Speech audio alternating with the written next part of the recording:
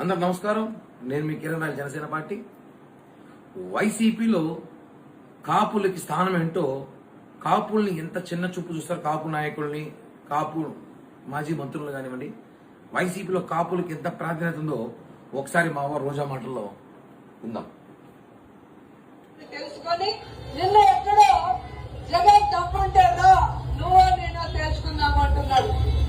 జగనన్న దమ్ము ధైర్యం గురించి సోనియా గాంధీని అడుగు, మీ నాన్న చంద్రబాబు నాయుడిని అడిగితే తెలుస్తుంది. నారా లోకేష్ కూడా ఈ సందర్భంగా తెలియజేస్తున్నా, నీకు జగనన్న అవసరం లేదు. ఈరోజు రాష్ట్ర వ్యాప్తంగా ఏ జిల్లాకు వెళ్ళినా మా నాయకులు కనిపిస్తారు. టైం నువ్వు చెప్పు, ప్లేస్ నువ్వు చెప్పు, ఏ ప్రాంతానికి వస్తావో ఆ ప్రాంత నాయకులు రెడీగా ఉన్నారు. అంబటి రాంబాబు గారిని పంపించమంటారా, కురసాల కన్నబాబు గారిని పంపించమంటారా, పేర్ని నాని గారిని పంపించమంటారా, బొత్స సత్యనారాయణ పంపించమంటారా, లేదా మహిళా నాయకురాన్ని పంపించమంటారా?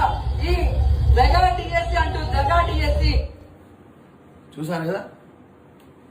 ఆస్తులు దోచుకోవడానికి, జగన్మోహన్ రెడ్డి బినామీలు కాపలా కాయడానికి, ఆస్తులు దాచిపెట్టుకోవడానికి, డబ్బు సంపాదించడానికి మాత్రం రెడ్లు కావాలి. ఇక్కడ కాపులు మాత్రం రోడ్డుపై తీసుకొచ్చి గొడవ పడడానికి అంబటి రాంబాబు, పేరు నాని, బొత్స సత్యనారాయణ, కన్నబాబు వీళ్ళందరూ ఛాలెంజ్లు విసిరి బయటకు వచ్చి గొడవ పడరట.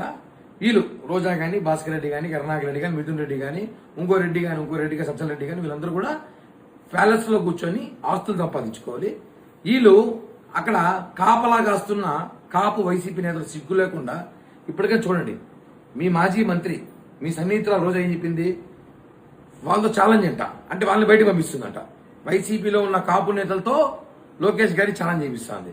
అంటే ఏమర్థము? ఇప్పుడు కాపులు తెలుసుకోండి, మీ స్థానం ఏందో. మీ స్థానం మీరు బయట గొడవలకి, కేసులకి, కుక్కలా బయట పడడానికి విశ్వాసం చూపించడానికి మాత్రమే కాపులు వైసీపీలో పనికొస్తారా? ఉదాహరణ చూడండి, రేపు మళ్ళా ఒకసారి జగన్మోహన్ రెడ్డి ముఖ్యమంత్రి అయితే, మీరు అంటున్నారు కదా అవ్వాలని, ఒకవేళ అయితే మీ పరిస్థితి ఏంటి?